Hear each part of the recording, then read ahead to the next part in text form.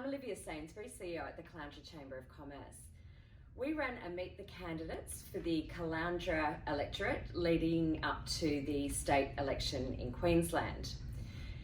This is an introduction to the Zoom session that we ran. Unfortunately, we did have some technical difficulties, so the first part of the webinar is not recorded, and we also had to make a few changes throughout, but that's all about adapting to change, isn't it?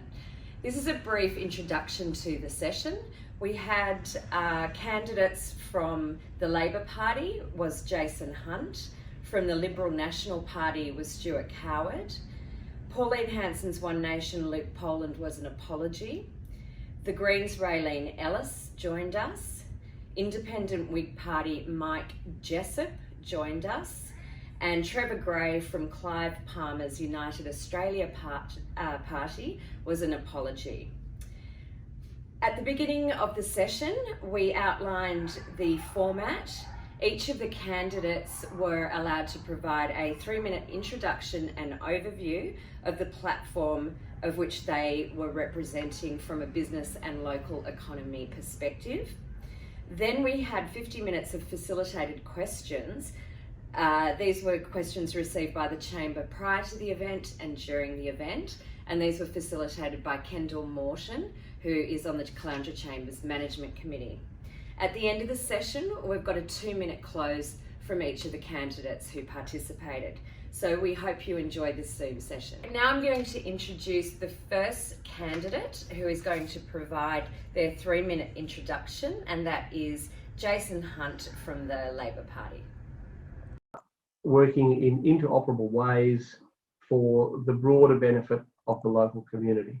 I haven't seen that working as well as perhaps it could, and I'd like to be part of remedying that. I've seen it work. Generally, we nail 2 out of 3, but I'd really like to see 3 out of 3 going forward, and you know, putting the partisan stuff to one side for the benefit of the broader community and the business community. And to that end, I think what the area is lacking is a broader, stronger economic and business base, so that a greater diversity of industries in areas that provide particularly full-time employment. So we rest on a couple of pillars in Caloundra, and some of those pillars, some of our larger employers are things like retail and hospitality. Now those areas, and tourism, you can throw that into the mix as well. Now those areas will provide jobs, certainly, but they don't provide a cadre of full-time work that we would hope. So, and they also tend to be quite fragile industries, in as much as when there are economic headwinds, state, federal, international, they tend to be the first sectors into decline, and they can quite often be the last sectors to recover.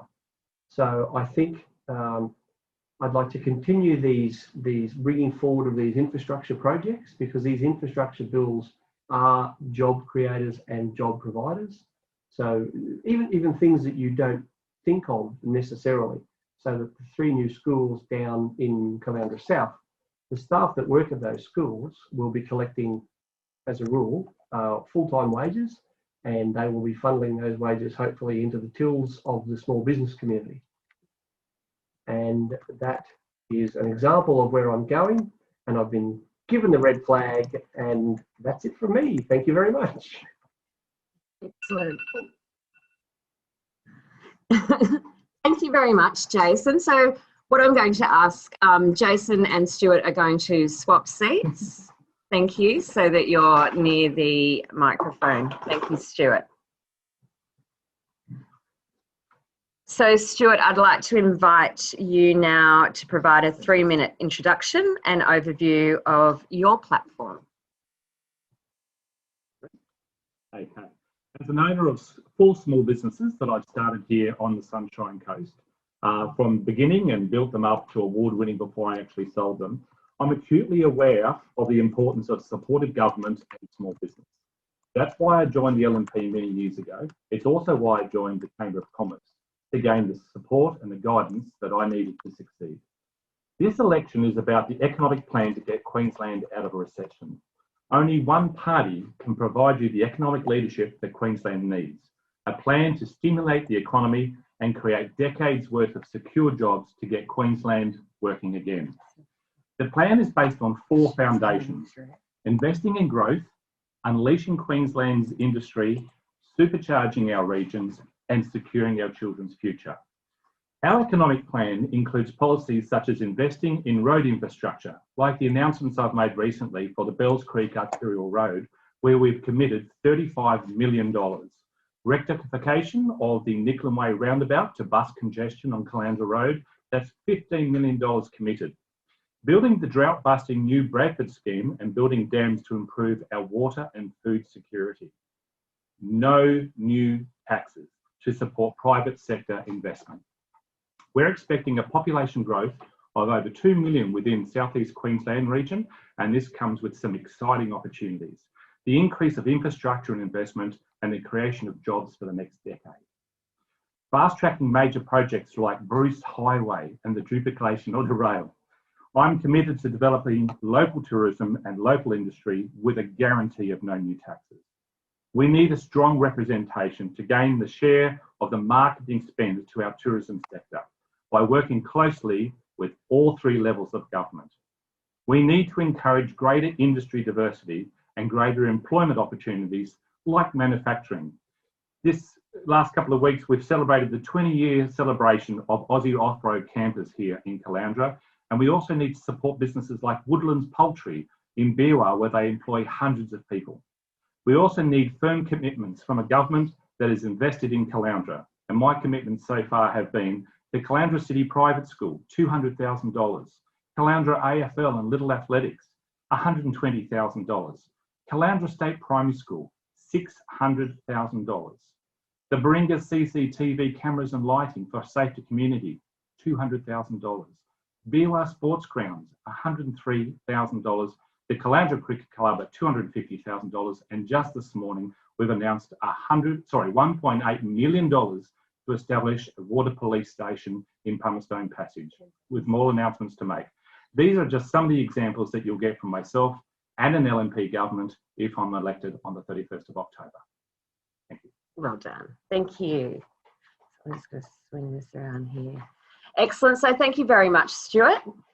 Well done. So what I'm going to do now is, Mike, I'm going to ask you to do your 3 minutes, and Kendall is going to be here with a timer, so we'll give you a 10-second warning.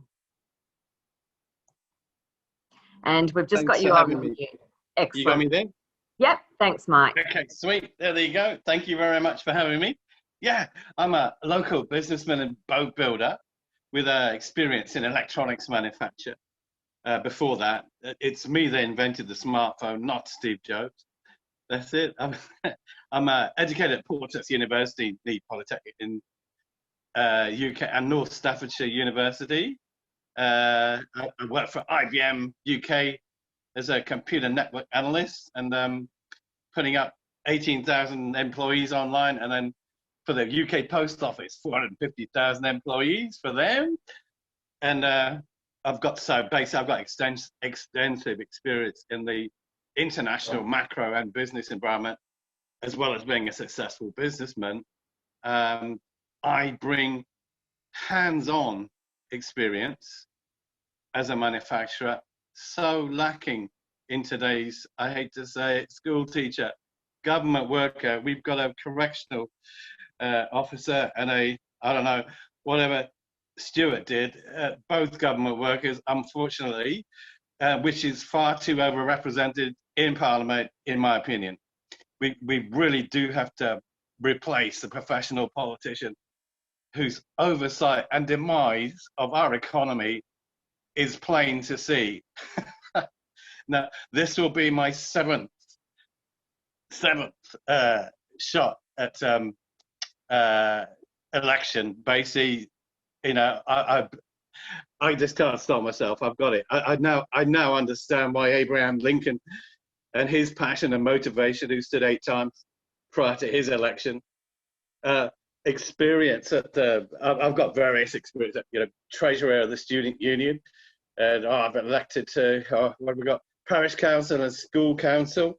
Meriden, I've been on the committees of the rugby and the cricket club, all that sort of thing.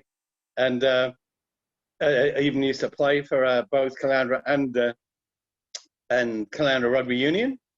So basically that's a little about me anyway. So now on the, this is the preparations right on the Whig Party website. So go along and have a look at that. Punch magazine, issue number 85.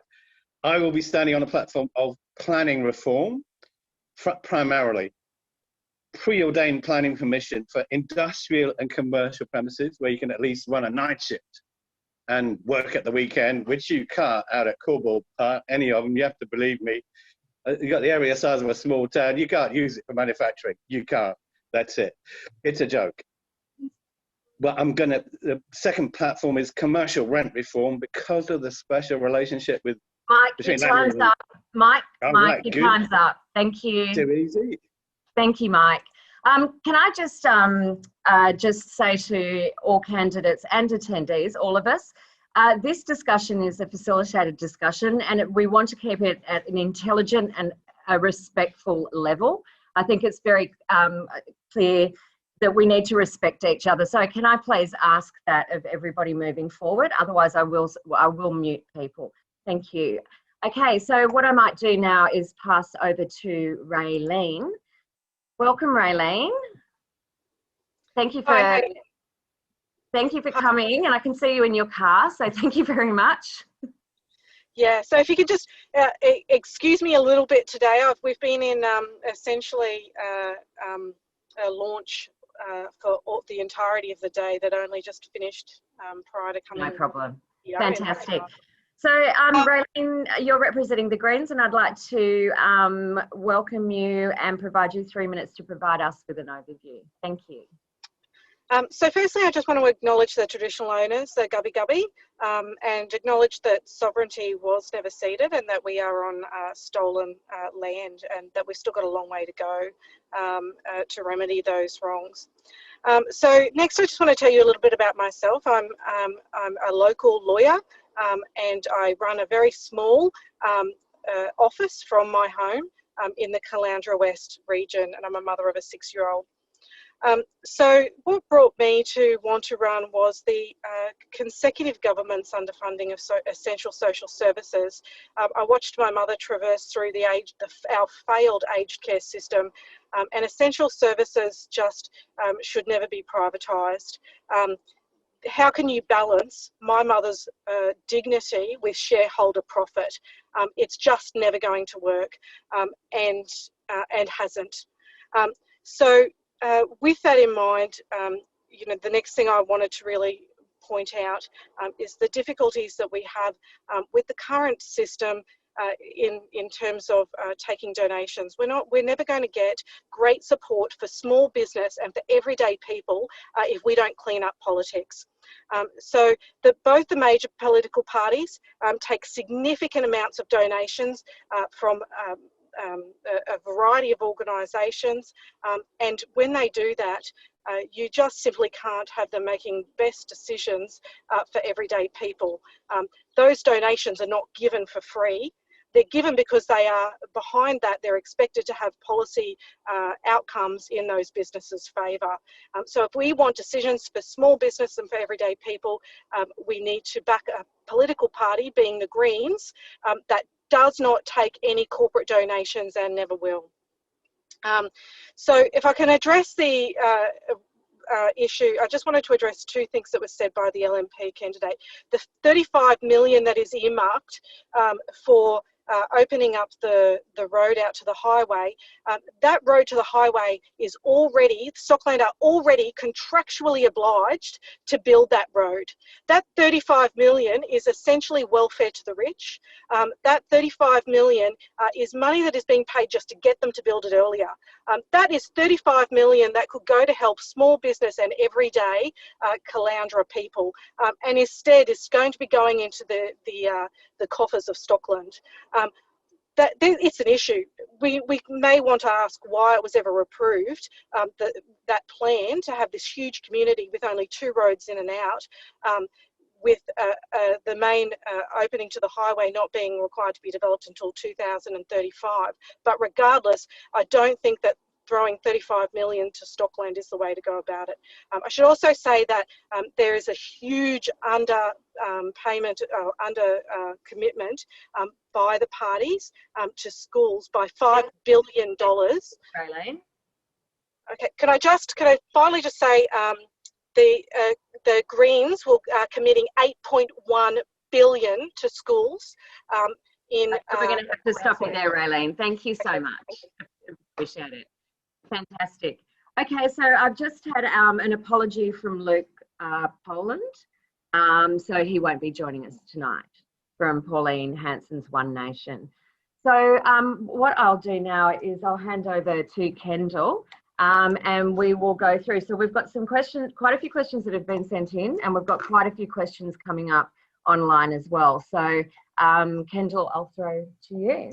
So our first question tonight has been sent in from Jenny Broderick, who is the president of the Glasshouse Chamber of Commerce. And her question is, the Caloundra electorate also incorporates Landsborough and Beerwah. How will those on the other side of the highway benefit from your election? So if we could get Jason, are we going to go in that order? Yeah, so Jason, if you could answer that. Yeah. Sorry.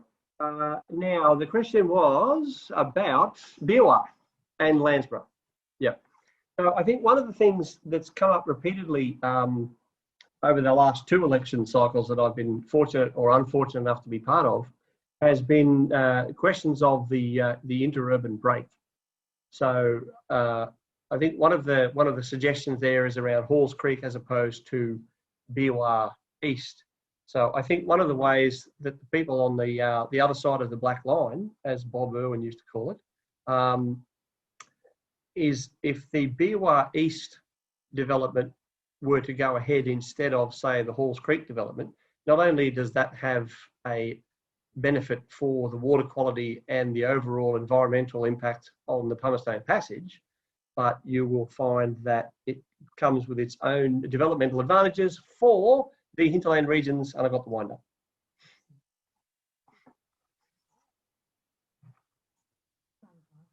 Hi, folks. I hope you can hear me. Anyone have a thumbs up? No? Hello, can you hear me? Can you give me a thumbs up if you can hear me, please? Yep, good. Thanks, Ray. Alrighty. So yeah, my response is Beerwah. We have committed $103,000 per Beerwah Sports Club that will help a number of different community groups, both in the sporting fields, the community kitchens, and also the pony clubs. So we're trying to support as many local organisations there as possible. In Beerwah also, with the connection of the arterial road into Roy's Road, that'll give people that live in Beerwah direct access into Aura, which is an emerging city, also into Caloundra, which will make it safer and quicker for people to travel and get off that dangerous Spearville Way. As far as Landsborough is concerned, we're investigating the overrail passes, the rail overpasses, and we're in consultation at the moment with government and committees to actually get that done. Yeah, I most certainly will. I go bush and mountain walking around Gungan and Tibbigargan, all around there. So I'm fully familiar with the area, especially around Beerwah. Mike Jessup, Independent Whig Party, we will implement planning reform so that you can actually operate a business, you know, and have preordained planning permission for, you know, industrial and commercial premises, which I know you're short of in Caloundra as you are in Beerwah. I know that for a fact. We will also regulate commercial rents. You know, and the most inflationary factor in the economy is greedy little landlords putting the rent up whenever they can. So we're actually going to regulate that, and I will go into that. You can see it on the Whig Party website. Have a look. Primarily, we will do local sourcing of every good gift, good and service in Queensland. None of this. Stop trading with China. That has got to happen. This is the revolution, basically. Really?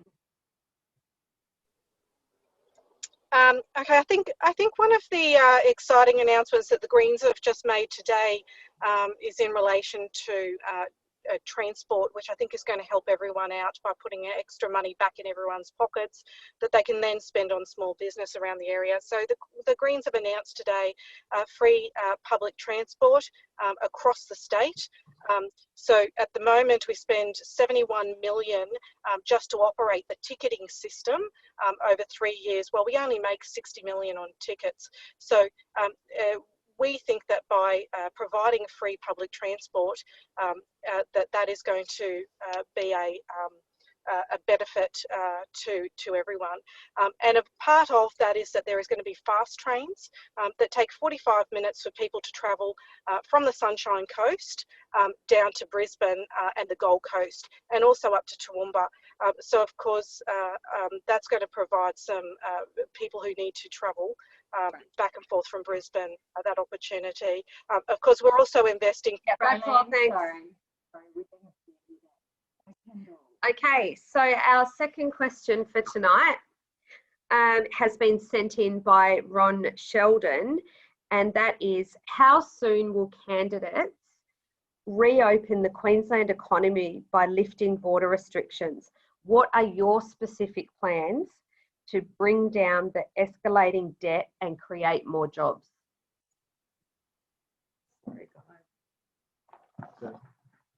Yes, so, are we there? Right. Okay, so the first part, sorry, Ken, the first part of the question was... Right. Okay, so well, no candidate here is going to have irrespective of what happens on the 31st, no candidate here is going to have direct say on the border restrictions. I'm quite content to follow the science on that one and follow the advice of the Chief Medical Officer, because the economic repercussions of going backwards insofar as COVID spikes far outweigh the economic ramifications of the closed border. So I'm more than content to follow the science and the medical experts on that one for the sake of the community and for the sake of the economy. And part two of that question was... Escalating debt will gets brought down by the growth in the Queensland economy. So whatever government infrastructure projects are implemented and will then increase the growth in the Queensland economy, you will end up with a net reduction in debt. And that's going to be how, I've got to go, and that's going to be how we're going to shrink the debt. Thank you very much.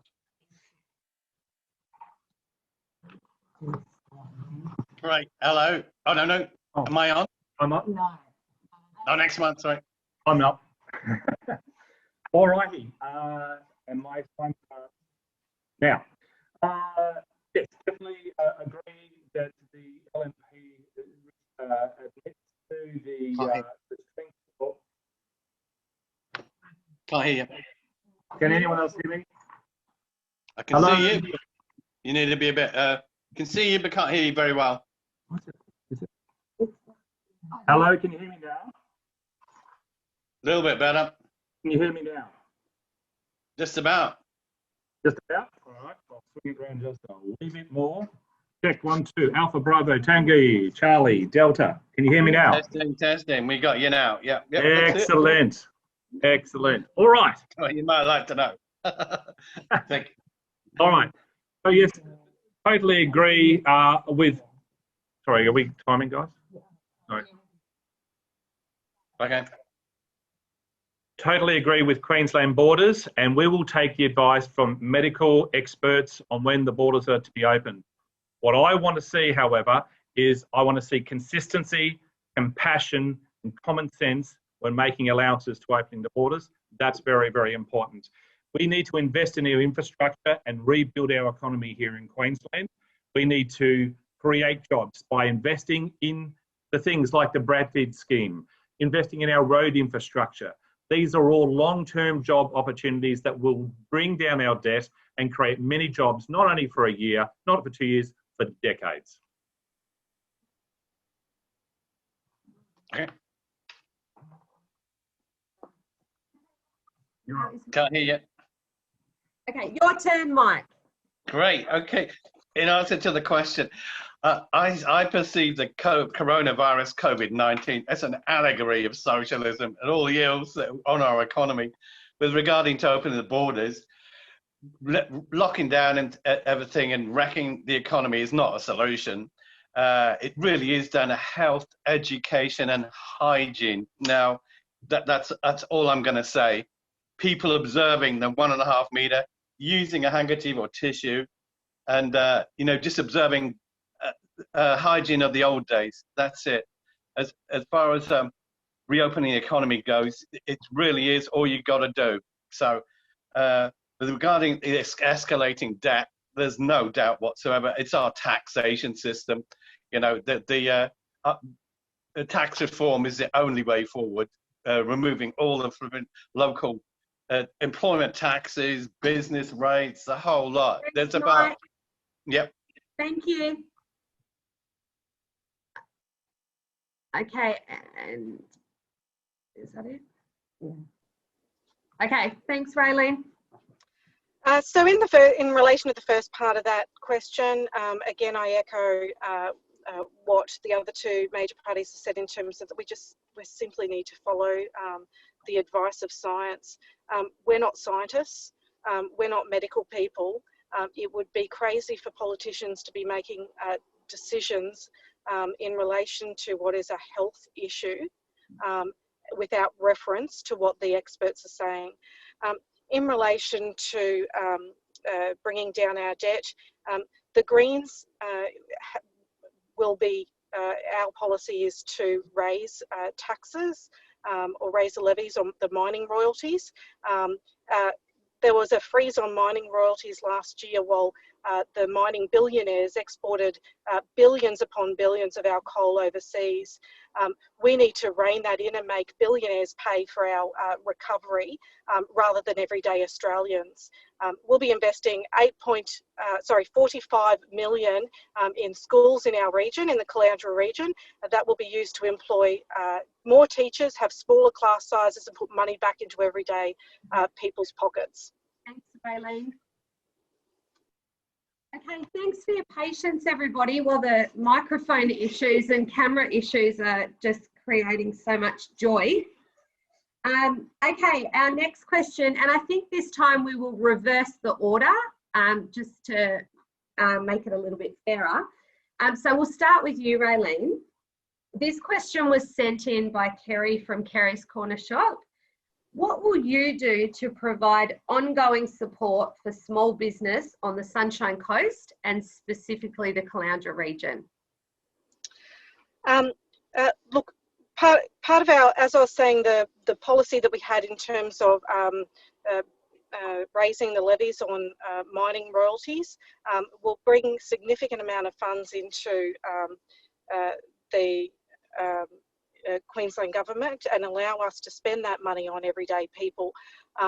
We are hoping to invest that in clean energy solutions, of which we want to employ, including on the Sunshine Coast, by providing support for small businesses to start-up businesses to have invest in clean energy solutions, invest in a wind farm, and solar energy, and essentially have that as our plan to get ourselves not only out of this crisis that we're in relation. Sorry. Thank you. Okay, Mike, I'm just going to unmute you. There we go. Thank you very much. Yes, rapido. Basically, yeah, no doubt at all. I would definitely, that's primarily my motivation for standing as a candidate for, regenerating wealth and taxation generation. local businesses on the Sunshine Coast and in general, and Queensland, of course, and Caloundra in particular, I will continue with that commercial rent reform. So as the most inflationary factor to small business, most punitive, biggest cost you got, basically, I will definitely put in local sourcing of gifts, goods and services, stop trading with China, not Palaszczuk, outsourcing absolutely everything there. 60% of the budget goes on their wages and salaries. Let's spend the rest of it getting stuff in from abroad. I will abolition of business rates and land tax as well, because these are the primary enabling factors. Thank you very much.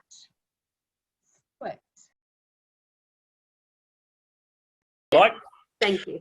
okay, Dave. So in response to Kerry's question, certainly to support small businesses here in Caloundra, for a start, we're not going to introduce any new taxes, as I previously mentioned.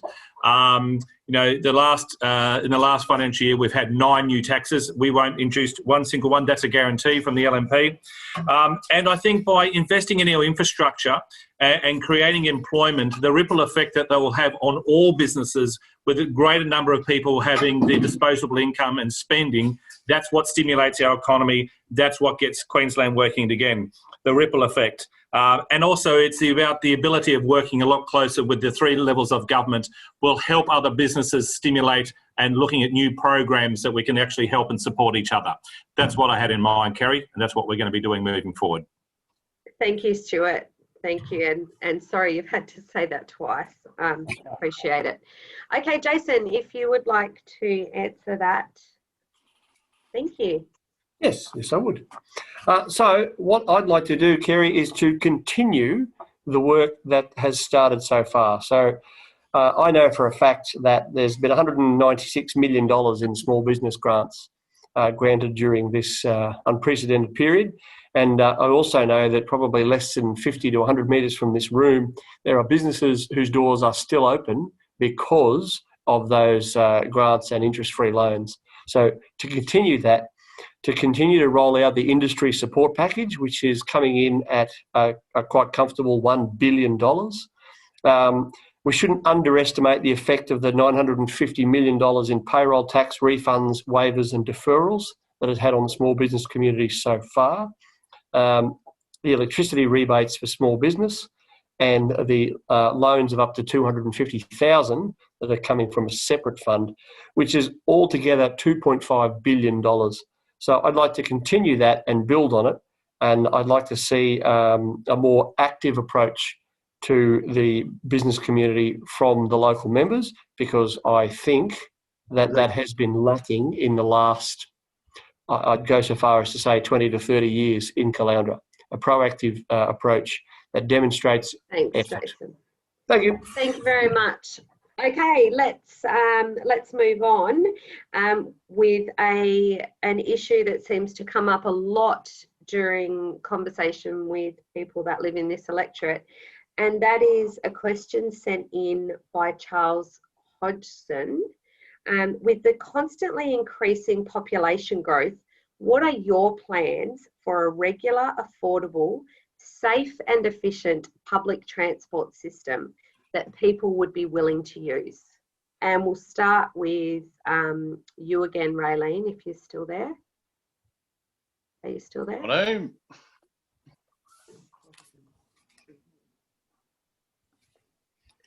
Sorry, yes, I'm here. Sorry about that. I'd switched pages and then I couldn't find the page to.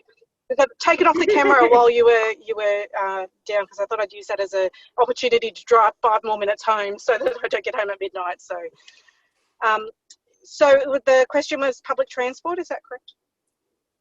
Okay. As I said earlier, the Queensland Greens today have announced their public transport policy, which is free public transport statewide, and I think that's really positive in putting money back in everyday families' pockets that they can then spend in the local community. Of course, we need to get people off the road and we need to get people onto public transport, and we need a solution to the public transport problem that we have on the Sunshine Coast. So I think what's really important is that we work with the local council in order to secure a plan that fits to everyone. We've got the Comcost corridor that has been earmarked for public transport for a decade or more.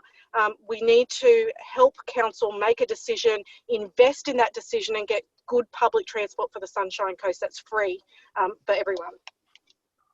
Thanks, Raylene. Very nice.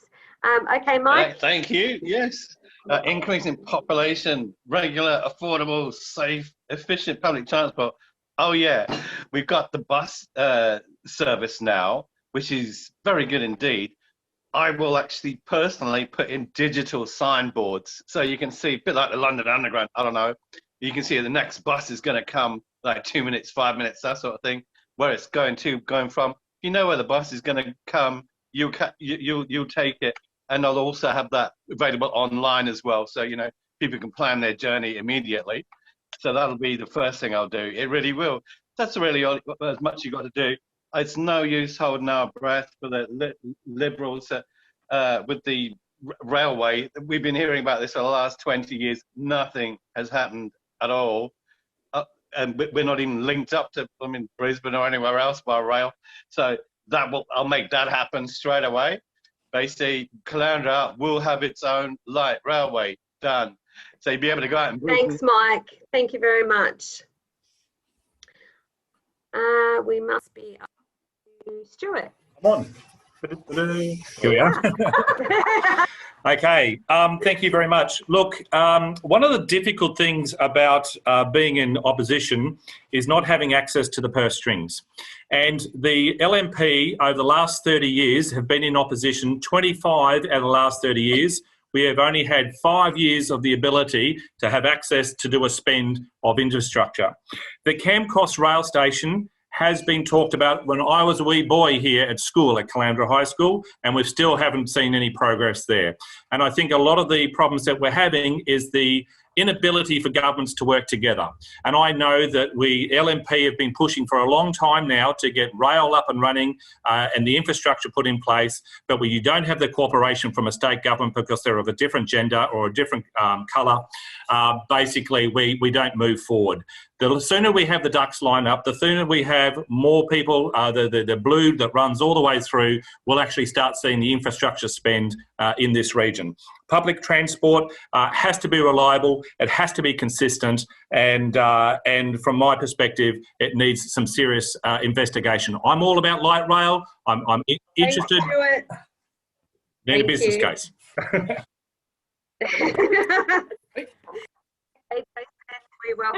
We welcome you. You two are really, you've got this down pat. Oh, the wheelie thing. Yeah. Stage left, stage left. Very, very smooth. Okay, so firstly, look, part of the difficulty we have on the Sunshine Coast was alluded to by some of the former speakers in that we consistently elect opposition MPs. And while ever we continue to do that, we will continue to struggle because what we need are MPs who are part of the parties that generally form government. That has not worked in our best interest. What we need is an integrated transport plan, but what we end up doing is talking about these things piecemeal. So we talk about rail, bus and road as though they are separate components instead of being what they need to be, which is an integrated part of an overall transport plan. So the upgrades that the Palaszczuk Labor government has done to, or is in the process of doing to the Landsborough station, that is part of that.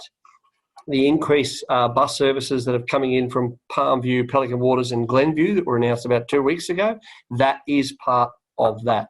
And the expansion of the roads on the Bruce Highway from Caboolture up to the Steve Irwin Way, that is also part of that. But the idea is to get all three levels of government pulling on the rope in the same direction and getting that integrated. So it's good to upgrade them, but they all need to intermesh, and that's not going to intermesh whilst we are continually in opposition in Caloundra. Thank you very much, Jason. Now, we'd just like to invite Justin, who has a few questions on the chat panel. Set one in for us. So we thought, Justin, if you're happy, if you'd like to ask a question. Yeah, I guess there's a couple of things that I'm really passionate about, and that's the I've listed a whole lot of questions there, but I guess the Caloundra CBD is something that's a bit of a sticking point for me, and I'd like to know a little bit more about what the candidates are going to do to promote the Caloundra CBD, and especially fill stores on Bullcock Street and support the Caloundra Chamber of Commerce in all that they're trying to do there. So go for it. Okay, so we might go backwards in the other order again now, if that's okay. So Jason, are you? Oh, hello. Yes. Yeah. Wait 1 minute. There we go. Well done. Thank you. I'm here all week. Try the veal. Thank you, Justin. So some years ago, I was asked to join as a foundation member of the Caloundra Business Alliance. Now, the Business Alliance is a group of, as you'd be aware, Justin, is a group that operates in the Caloundra CBD. It started off being Bullcock, then it was Ormoz and Minchinton, and it's now the greater CBD, and even some businesses that aren't. So I came on board as a foundation member of that, and I have worked, with that group quite consistently and quite tirelessly in any capacity they want me to. So I am liaising with them now as obviously the candidate. In the past, I have worked with them to promote the main street. I have worked with them with their functions, their radio contest, all that sorts of thing, because I started door knocking the main street in 2015, and I got to know these people. And what occurred to me then was that every business in the main street is a family. As in, and I don't mean that in a cliched way, I mean every business in the main street is generally run by a family, and it is supporting a family. So every time you see one of those vacant shops, it means that a family business has gone belly up. And by being part of the Caloundra Business Alliance, it has hit home to me exactly what that means. So I have worked with that group, and I will continue to work with that group as a candidate, as an MP, if I'm lucky enough to be the MP on the 1st of November. And because that group now works very closely and very effectively, I might add, with the Chamber of Commerce, promoting the CBD more broadly.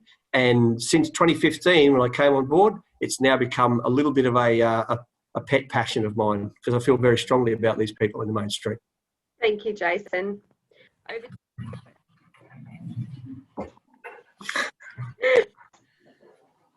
All right. So, Justin, great question, mate. And it actually disturbs me every day when I drive up the main street. When I was a schoolboy here at Caloundra High, the main street of Caloundra was the central hustle and bustle, and every shop was filled and everyone was doing extremely well. Obviously, the establishment of the Batinia and the Kawana Waters area has drawn a lot of those professional offices out of here. So I think we need to look at repurposing the CBD. And I have been on the Caloundra Chamber of Commerce Executive and been a member for a long period of time. And I'm really happy now to see that the Business Alliance, the Retail Alliance, is now working more collaboratively with the Chamber of Commerce, which wasn't always the case. And I think that collaboration is the key. The Caloundra Chamber of Commerce is doing an absolutely fantastic job. We're the biggest and one of the strongest chambers not only in Queensland but also in Australia. And I think that more collaboration, working together. I think one of the integral problems that we're experiencing here is the landlords. Am I just being timed out? Good timing. But yeah, I think we're expecting really high rental rates from the landlords, which aren't keeping in the times of where people are within our economy. So I think they need to have a bit of a review of that, in my opinion. Thank you. Thank you, Stuart. Are you ready, Mike? Yeah, I'll help you out with that one. Yeah, the commercial rents straight in, they are not regulated. They just jack them up to whatever they want, and then nothing happens, basically. Not only that, but business rates, that's just one of the dozen charges you get every month, basically, which you got to fork out. You got to pay to go into work, basically, thousands of dollars. And that's a whole halt to employment. So, but basically, as far as the Caloundra CBD, I'll remove all those parking fees straight away. I mean, you know, people go shopping and they got to fine or they got to pay money to do it. You obviously need to manage the parking, but you want to provide some parking. That's what you need to do. So we'll see. I'll see that happens, and no doubt whatsoever, the abolition of the business rates gone. Abolition of land tax, because you know it's nothing now. You're paying thousands for nothing at all. But everyone that comes into your business is paying commercial, you know, private residential. So then, you know, why should you have to, as a business owner, have to pay them at your workplace? It doesn't make any sense to me, and it doesn't take much. It's only about 10 or 20% of the actual revenue. So business rates will go. Thank you so much, Mike. Done it. Okay, over to you, Raylene. Thank you. Look, a couple of the other people on the panel tonight have spoken about the excess rents that landlords charge. So I won't, I agree with that. No, something needs to be done, but I won't go into that because others have addressed it. But I think that another issue that we have in relation to Bullcock Street is the changing nature of business now that we're all online, you know, and I think COVID has probably accentuated this, where people are working from home. I work from home and love it. And it's so easy now with the internet that I think we need to possibly start rethinking the centres of our community and you know, open public spaces for community, more so for community events. I know we already have them, but you know, perhaps, you know, pop-up art galleries, you know, where people could come along and have a glass of champagne while looking at the art, and I think governments can play a role in encouraging those sorts of events to repurpose a lot of the buildings that are being replaced by home businesses or are not being filled because we have this home businesses. But I guess the other thing is that we're just going to have to stop you there. I stopped looking at the clock as it was. Okay, so I'd just like to thank Justin for that and invite Karen Mcnamara. Can you unmute your microphone, Karen?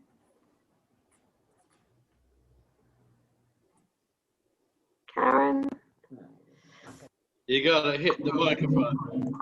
Yeah, okay, so just if we know that Karen's still there, but just in case she doesn't have a microphone, where did she put her head? Oh, okay, so we might just go to some of the Q&A that we have, particularly for someone who hasn't had a turn.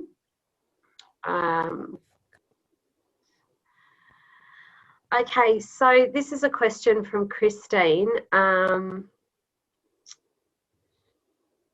It says it's for Jason, but I don't see why everyone couldn't answer it. So I think about this in a little bit more of a specific answer, I guess. If you could advise of your commitment to the electorate for small to medium businesses to help them come out of the other side of COVID, and how you can see your commitment to creating full-time, a little bit more COVID specific. And we will start with, where are we at? We'll start with Raylene, if you take that one away. Thanks.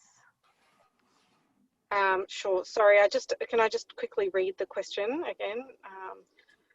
So as I've mentioned earlier, can you hear me? Yeah, you got it. Yep. Oh, sorry.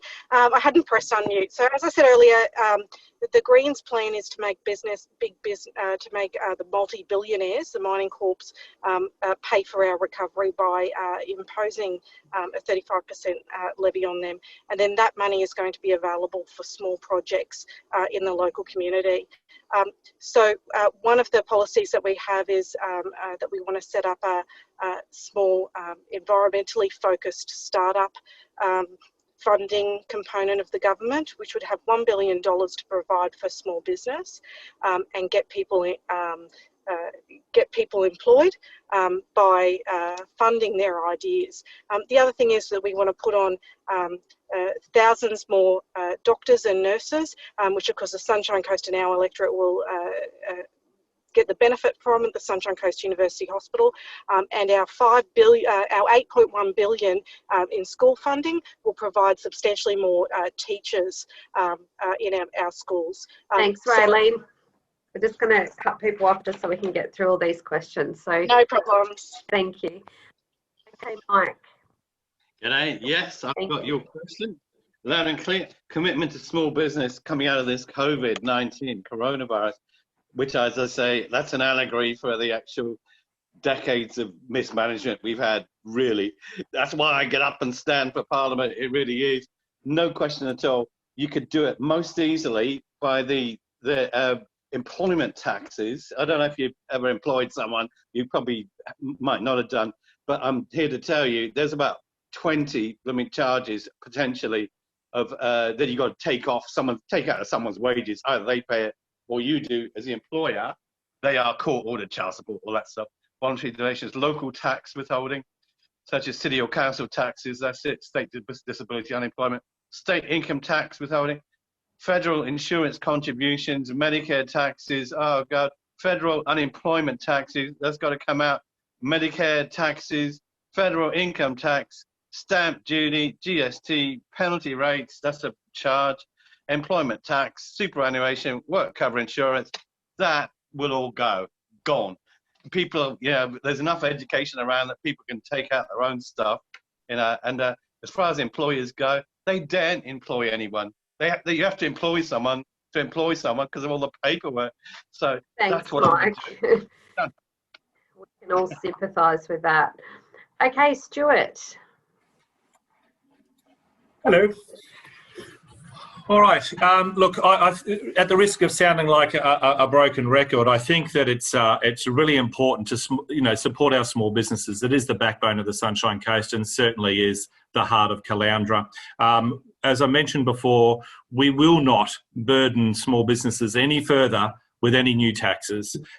We will stimulate the economy by investing in our infrastructure and getting money back through the tills, back into the economy, and that's by investing in our infrastructure and creating jobs for Queensland and for Caloundra.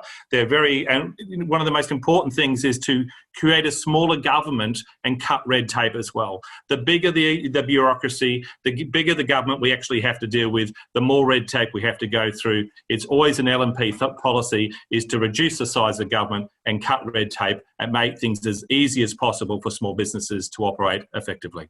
Thank you. Thank you, Stuart. Last but not least, slide. I thought about rowing Do you the row this time. Yeah. Okay. All right. So I'll talk broadly, and then I'll bring it in.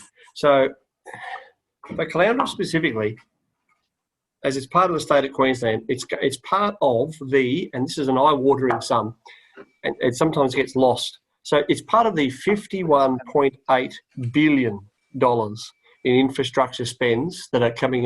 Hang on. Did I get? Okay, sorry. It's part of the infrastructure spend that is going on at the moment, and that does grow the economy organically, and that does feed into all the local economies around the area. COVID speaking, again, I come back to the grants and the loans, which I know for a fact are supporting businesses in the Caloundra CBD right now as we speak. I come back to those 3 schools. 3 large schools going into this electorate in 3 years is absolutely unprecedented. That is $300 million in investment in education. And what that does is bring a lot of very full-time educated employees into the area with their full-time educated pay packets that we want them to empty into the coffers of the Caloundra business community. And of course, now, how do we get all that locally? Okay, I'm getting the wind up. How do we get that locally, specifically into Caloundra? We get to seek to change hands every now and again, which stimulates everyone in the political spectrum. Mark Twain has a terrific quote that says, politicians are like diapers. They should be changed regularly and for the same reason. And I'm a firm believer in that. Thank you. Okay, and thank you, Jason. And I'm sorry, I didn't mean to. I was just waving at Greg, who has joined us. So my apologies. Sometimes, you know, it's the whole Zoom thing that we forget. So, Greg, we just noticed that you had a couple of questions, and just to give you the opportunity, if you weren't getting questions you had answered, if you just had one question that you'd like to put to the candidates, if you want. Yeah, thank you, Kendall. I would like to ask them, I know a couple of them have already touched on this, but light rail, what is your party's position, or those of you that are independent, to light rail, given that it'll be the state almost certainly that would be required to fund the majority of a light rail? Would you like to start, Jason? Yep, all right, no worries.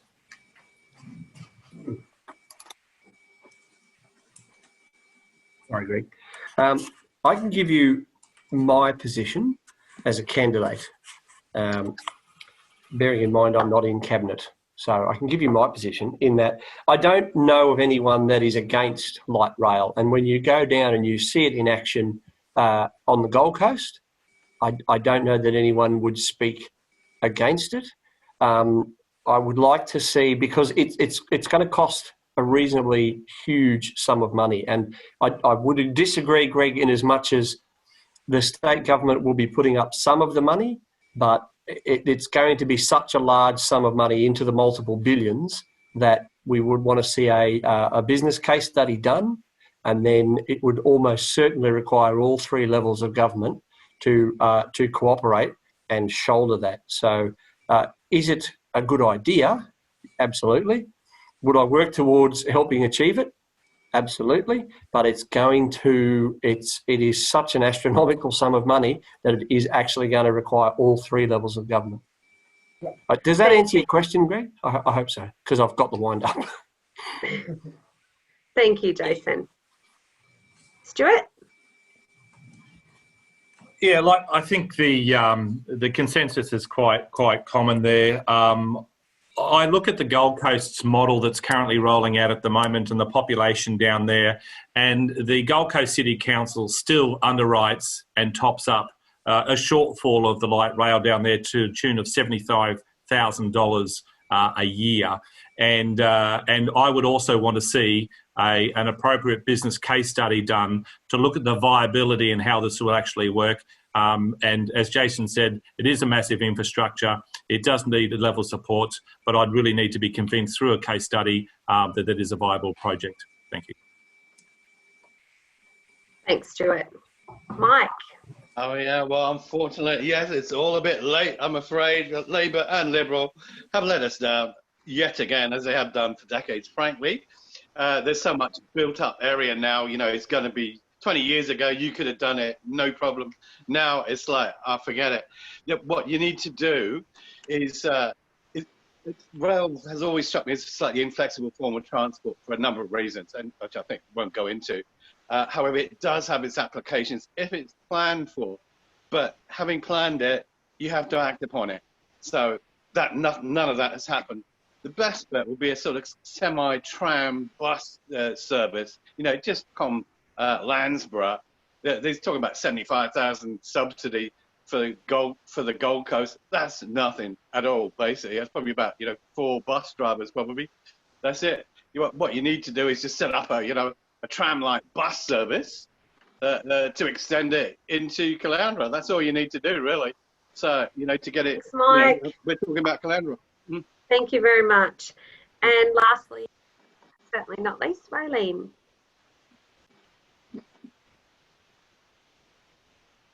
Sorry, I was waiting for you guys to unmute me, but you didn't. So sorry, I've done it now. Look, we've heard the major parties talking about the business side of this, but I want to bring into perspective that public transport isn't just about the maths of profitability.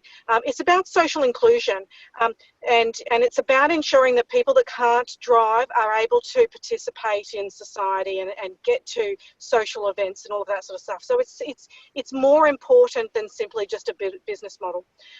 I would like to see a business model that includes social inclusivity issues, and of course I'm open to light rail.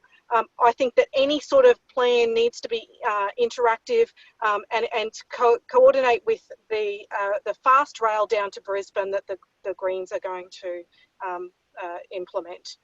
Am I being given the time? Sorry. Oh, sorry. So I'm open to thinking of all of those things, but we need to be careful with development as well around those train stations so that we don't infill too high development and ruin our environment as a result. Thank you so much, Raylene. Now, what we're going to do to finish off this evening, and again, thank you all for your patience and in this crazy world of technology, but what I'm going to do is invite each candidate to do a 2-minute close of the platform. But just keep in mind, guys, that after 2 minutes exactly, we're going to cut you off so we can have a nice prompt finish by 7. So, are you there? Would you like to start us off with the closing? Who started? Please. Who started, sorry? Jason. Hey. Jason, we'll wait for him to roll on. There he is. You know what I always say, whatever happens, we must always maintain a sense of humour in this world. Absolutely, absolutely. You're doing a fabulous, fabulous job tonight. And so, Jason, your time starts now. Okay, so thank you very much for the invite. Thank you for the opportunity to speak tonight. I think it's been very useful. In closing, I'm gonna have to get a little bit partisan. So the difficulty that we have had in Caloundra year on, year out is that we can talk about pledges and we can talk about objectives and our aims and where we would like to see Caloundra in future years. But we have unfortunately had the habit of training an entire generation on the Sunshine Coast more broadly of opposition MPs. And when we didn't have opposition MPs, when we had essentially cabinet members from start to finish on the Sunshine Coast, from the top right down to the bottom, there was no great shift. So all of the things that had been a massive priority in opposition up to 2012 never got acted on. And then they became a massive priority pretty much in February 2015 again.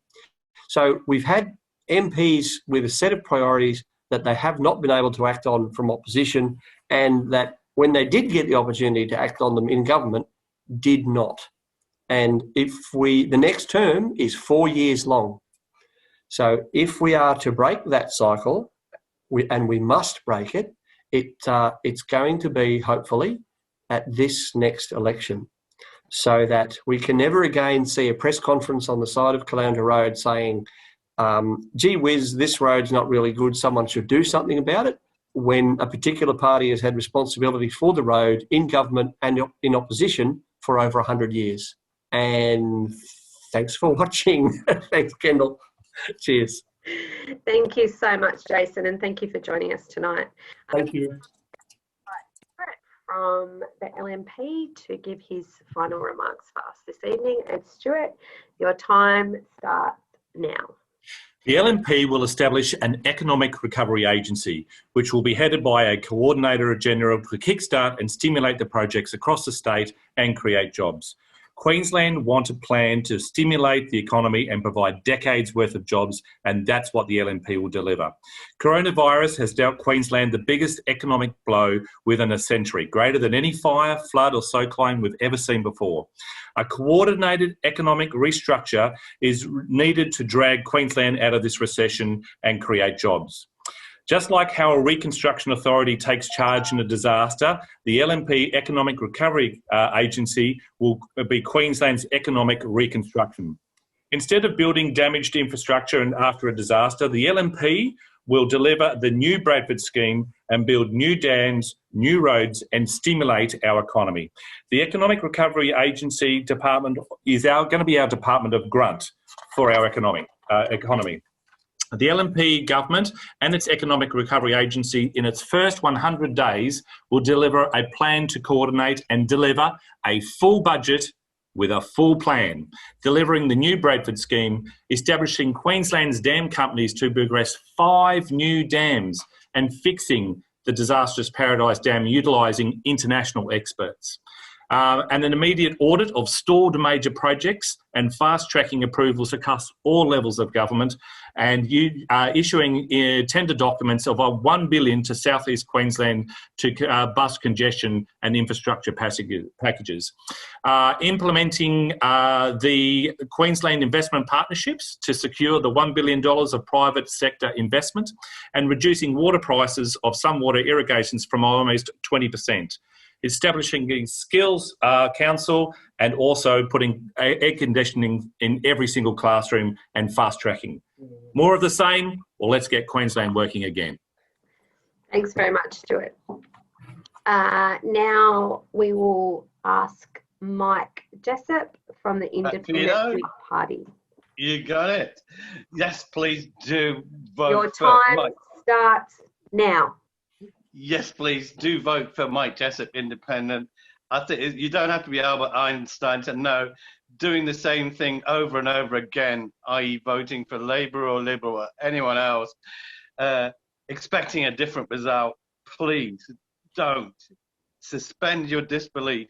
Anastasia Palaszczuk has shown her commitment to Queensland in general and Caloundra in particular by combining the outsourcing of the electoral role, rigged election results, display software to a Chinese Communist Party software house, compromising our privacy, our confidentiality, at the same time to a hostile foreign power.